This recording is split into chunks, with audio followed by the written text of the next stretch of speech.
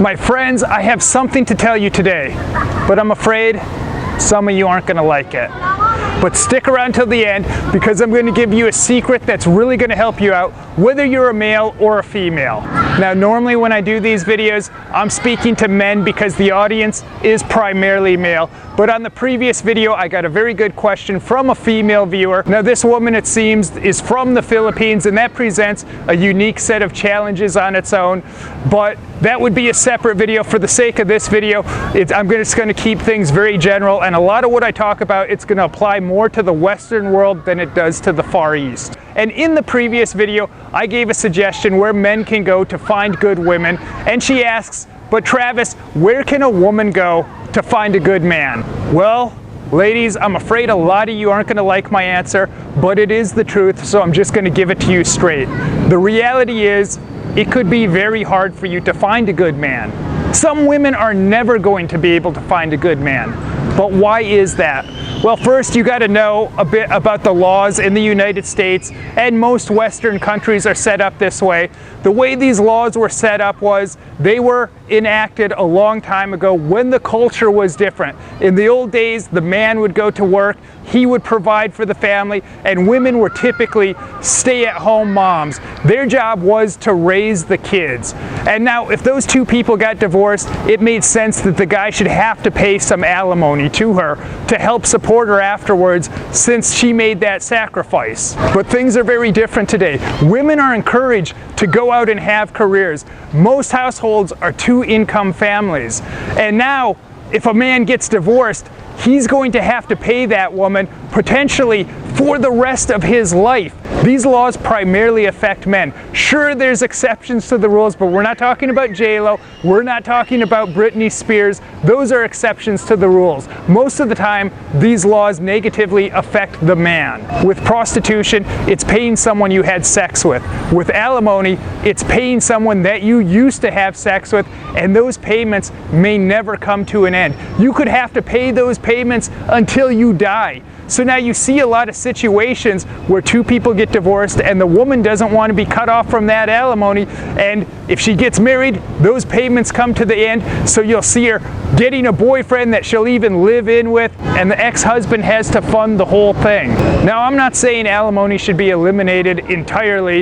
It might be fair that if she gives up something to be with you, that you do have to pay her alimony, but it should be something to help them get on their feet. Maybe alimony for 6 months, a year, 2 years tops, and if they can't take care of themselves in that amount of time, well, then they should be on their own. The guy should no longer be responsible. And what a lot of people don't understand is when they get married, they're entering into a business contract and they're getting the government involved. If that ever needs to be dissolved, well, the government's going to divvy things up, and it's probably not going to be fair. This is why you have these new movements and philosophies like the men going their own way movement. I don't agree with that movement, but it's entirely understandable why you have guys that want to do that and don't want anything to do with marriage. Number two, they say chivalry is dead, as it should be, but why is it dead?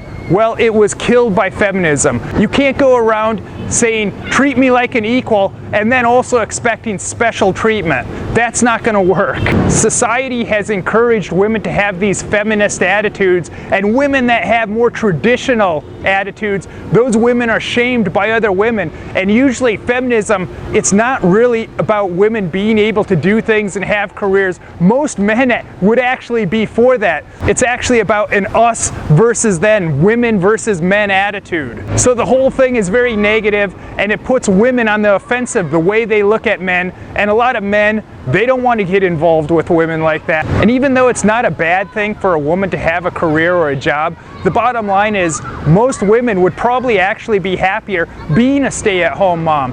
But modern society has encouraged this, which really destroys the family unit being the bedrock of society. Now, who's responsible for society encouraging the end of the family unit being the bedrock? Well, I have my philosophies, my theories, but those could be politically incorrect. And as we all know, the way this site has gone lately, you have to toe that line of political correctness. So I'd better not say. You can leave me your thoughts in the comments section though.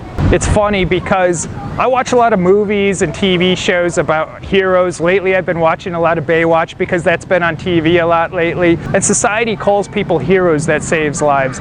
But I think they should also recognize that you can also be a hero, not just by saving a life, but by creating a life. And there's something very admirable about a mother or father doing their best to create a child and then raise that child to be the best it could possibly be. Now, don't give up hope, because there's still things that you can do to meet the person that's right for you.